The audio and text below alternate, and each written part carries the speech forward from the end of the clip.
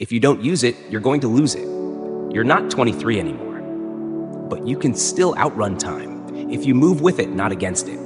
You wake up one morning and your back reminds you it's there. Your knees talk more than your friends. And suddenly the mirror isn't lying. It's telling you something your mind hasn't caught up with yet. You're not falling apart, but you're not unbreakable either. And deep down, you know that ignoring the signs won't make them go away. Time is whispering, and your body is echoing it louder each day. Aging isn't a cliff, it's a slope, one you barely notice until your footing slips, until the little pains become patterns, until just tired becomes always tired, until you look back and realize you stopped moving a long time ago. Most people don't stop because they're weak. They stop because they wait. They wait for more time, better weather, the perfect schedule. And while they wait, the muscle fades, the habits erode, and inertia wins. We're told to wait for motivation, but motivation is emotional weather. It shifts without warning, and when the clouds come, it disappears. That's why those who rely on it stay stuck. Discipline is different. It doesn't care if you feel like it. It doesn't ask if you're ready. It meets you in the quiet when no one's looking and says, let's move. Because here's the truth. You're not fighting age. You're fighting the urge to give up slowly. That urge sounds reasonable. I'm too busy. I'll start Monday. I'm not as strong as I used to be. But every excuse delays the life you actually want. You don't need youth. You need momentum. And momentum is built, not found. Aging doesn't demand less effort. It demands smarter effort, precision instead of punishment, consistency over chaos, commitment to what matters, even when it's not convenient. You're not training to impress. You're training to sustain. To keep playing with your kids, to walk without fear, to climb stairs without a second thought, to be free inside your own body, because discipline equals freedom. Freedom from avoidable pain, freedom from helplessness, freedom from watching others live while you manage decline. Each rep is a vote for vitality. Each step is a declaration, I still choose me. And every time you move when you don't feel like it, you rewrite your story. This isn't about chasing who you were. It's about becoming who you were meant to be now. Stronger through wisdom, sharper through experience. Will it hurt? Sometimes. Will you be tired? Often. Will it be worth it? Always. There's no finish line. There's just you, choosing again, every day to rise instead of retreat. And when the whispers come, not today, you're too old, it's not worth it, you don't argue, you act. Because freedom isn't something you wait for, it's something you earn. Let today be the line you draw. Between waiting and doing, between decline and discipline, between fading away and stepping forward. Let this be the day you overcome excuses, not collect them. Let this be the chapter where age doesn't write your limits, but your legacy. What if discipline isn't just for the strong, but for the wise? What if your freedom begins when your excuses end? You see, freedom isn't about doing whatever you want. It's about having the capacity to do what matters, when it matters most. And that capacity, it doesn't come by accident. It's built rep by rep, stretch by stretch, choice by choice. It's in the early mornings when no one is watching. It's in the small wins you stack until they become identity. You don't have to run marathons. You don't have to lift the heaviest weight, but you do have to move. You have to show up for the version of yourself you promised you'd become. Because the person you are today is either building a future you'll thank or one you'll resent. There's nothing passive about aging well. It's intentional, it's earned. And the greatest gift you can give yourself, your family, your future is presence. Strength not for appearance, but for impact. Mobility not just for movement, but for meaning. You are still becoming. And what you choose today, even if it's small, especially if it's small, echoes into the years ahead. So don't wait for the perfect plan. Don't wait for the perfect energy. Move. Start where you are and keep showing up. Not to rewind the clock, but to own every hour you still have. Motivation is overrated.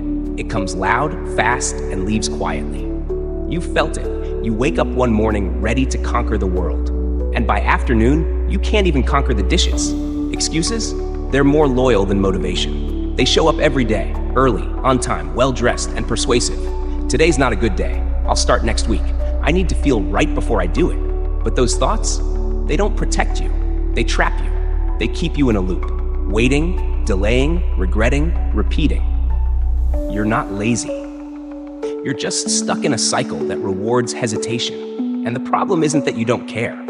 The problem is that you've been told to wait for the right moment, as if success is a wave you ride, when in fact, it's something you build.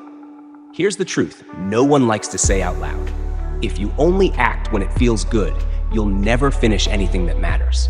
Because anything that matters is hard. And hard doesn't ask how you feel. It asks who you are. And who you are is defined by what you do when it's hard, when it's boring, when it's invisible to everyone but you. That's the moment where discipline begins. Discipline doesn't wait for clarity. It creates clarity. It doesn't need approval. It builds identity. You don't need more motivation. You need a reason to act when it's inconvenient. And the moment you stop negotiating with your excuses, you find your power. This is how real change begins. Not with a lightning bolt, but with a whisper. Get up. Do the work. Again. Every day you move without waiting to be moved, you tell the world, I'm no longer available for my old story. Because discipline equals freedom. Freedom from guilt, because you finally showed up. Freedom from anxiety, because your habits are catching you, not your fears. Freedom from wondering what if, because you're living your answer. You want a better life? Do hard things. Not once, but daily. Not for the applause, but for the alignment. You don't need to do everything, just something. Start early, finish small, repeat. This is how momentum is born. Not with fire, but with friction. Not in inspiration, but in repetition. And every time you move forward when it's easier to stand still, you're proving something powerful, that freedom isn't found, it's earned. So what's it going to be today? More negotiation with your excuses? Or one simple, quiet, non-negotiable act that says, I'm done waiting? Because in the end, it's not about feeling powerful. It's about becoming free. You might think discipline is about restriction, that it means saying no to too many things. But look closer. Discipline isn't about saying no. It's about saying yes to what matters most. When you commit to doing hard things, you're not losing freedom. You're reclaiming it. You're taking back control from impulse, from distraction, from the emotional swings that kept you stuck. And maybe that's what scares you. Not the work, but the responsibility. Because once you accept that it's not about waiting, you also accept that it's on you now. But here's the truth. That's not pressure. That's power. You don't need another 5-step plan. You don't need another morning routine with 13 checkboxes. You just need one honest act of defiance. The defiance of ease. The refusal to quit just because no one's watching. The decision to stay on the path, especially when it's hard. Think of discipline as a compass. Every small action points you in the direction of who you want to become, not in a flash, but over time, day by day, choice by choice. Because eventually, your actions stack up, and when they do, you don't just feel different, you are different. This is the secret. The people you admire, the ones who seem unstoppable, they don't have more talent. They just made fewer excuses. They got uncomfortable on purpose. They did what was necessary even when no one applauded. And so can you. Not all at once, but starting now, with one action, one rep, one promise you finally keep. This isn't just about daily choices. It's about the person those choices are quietly shaping you into. This isn't just about daily choices. It's about the person those choices are quietly shaping you into.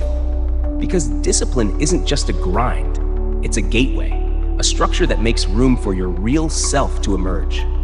Think of your identity as a sculpture, and discipline as the chisel. Every rep, every repetition, every moment you show up when you don't feel like it, you're not just getting stronger, you're revealing who you've always had the potential to be. Most people think freedom is doing whatever you want, but real freedom? It's doing what matters without the chaos of doubt, delay, or distraction. And when discipline meets creativity, something powerful happens. You stop chasing motivation and start designing your days. You stop waiting to feel inspired and start becoming the kind of person who creates inspiration on demand. Creativity isn't just a spark, it's a pattern. It flows better when it's framed by rhythm.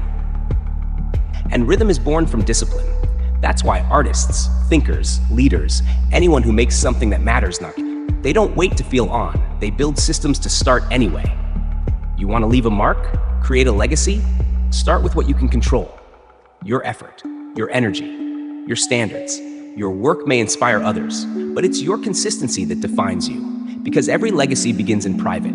in the quiet work, in the daily decision to not quit. You don't need to be the loudest. You just need to keep showing up. And every time you do, you reinforce the truth. You're not just someone who has dreams. You're someone who does the work that dreams require. Discipline doesn't kill creativity. It gives it room to breathe. It turns flashes of insight into bodies of work. It turns good ideas into great execution. Your habits are the scaffolding around your brilliance. And when you choose to build with intention, you don't just express who you are, you shape who you're becoming. This isn't about perfection, it's about alignment. Doing the hard things that bring you closer to the life only you can create. So the next time it feels easier to scroll, to wait, to postpone, remember, your legacy is being written now. Not in the big wins, but in the small disciplines you repeat when no one's watching. That's where your story sharpens. That's where your voice rises. Discipline doesn't dull your fire. It gives it direction, and in that direction, you'll find freedom, creativity, and a self you can be proud of. You see, creativity without direction burns out. It flashes, then fades. But creativity with discipline, that's fire with fuel. It means you don't just have ideas, you bring them to life. You don't just imagine, you build. You don't just think, you finish. This is where most people give up, not because they don't care, but because they think creativity is supposed to feel magical, spontaneous, effortless.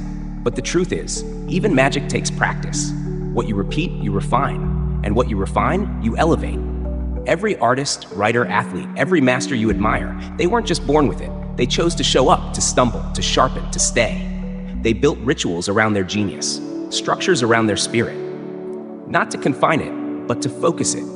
Discipline doesn't cage you, it channels you. And that channel becomes the pathway where legacy flows.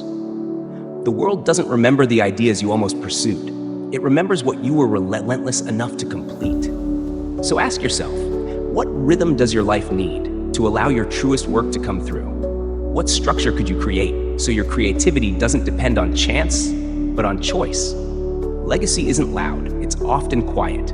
It's built in the moments you choose to try again, to keep crafting, to keep caring. You don't have to rush, but you do have to return. Return to the work, return to your standard, return to the reason you began. Because that's where the spark lives, not at the end of the road, but in the step you take next.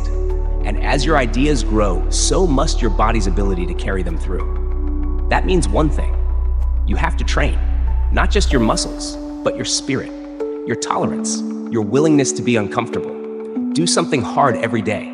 Let discomfort mold you. Stay fresh, because strength doesn't show up the day you need it. It's built on the days you think you don't. Pain isn't a punishment. It's a signal that you've left your comfort zone, that you're stretching, that you're growing. On the mat, you get smashed, choked, pinned down, not because you're weak, but because that's how you learn. Your ego, it's gonna get abused. And that's good, because ego builds walls. Pain tears them down. Every failed lift, every lost round, every breathless moment is a message. This is where the work begins. You want freedom? Don't run from the burn. Train through it, because the body remembers what the mind forgets. And every time you stay in the pressure, you expand your capacity. It's not just your muscles that grow. It's your grit, your resilience, your inner strength. You'll never regret a day you showed up, but you will regret all the ones you skipped because it felt a little hard. Discipline doesn't just build character, it builds capacity. It proves you can hold more. Pain, pressure, purpose. And when you train through pain, you train for life. That's when you understand. Discipline equals freedom. Not because life gets easier, but because you get stronger. So don't just chase comfort, chase the edge of your discomfort. That's where your growth lives. That's where the next version of you is waiting. And when it gets hard, good. Because hard means you're not hiding anymore. You're stepping into the arena where pain doesn't stop you. It shapes you. You don't need perfect conditions. You need the courage to keep going, even when everything in you wants to quit. That's where the shift happens. And if you ever doubt what you're capable of, come back to the pain, not as your enemy, but as your teacher. Because this is where the real work begins, and you're ready. This is Mindset Mastery Hub, where we train through pain to become unshakable. You see, most people think pain is a signal to stop, but the truth, pain is feedback. It tells you where the work is.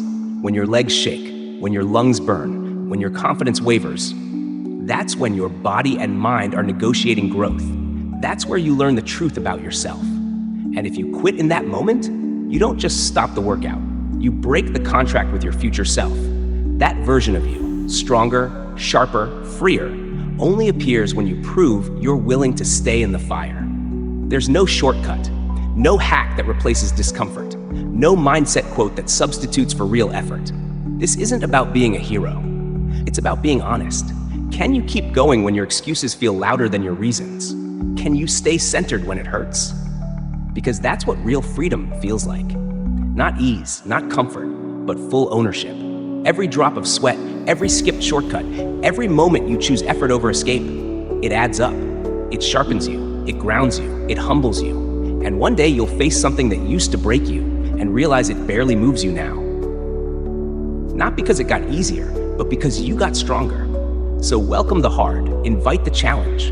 Let the pressure transform you. That's not punishment, that's practice. That's how warriors are built. That's how peace is earned, through deliberate discomfort, through voluntary adversity, through choosing the difficult path, again and again, until it becomes who you are.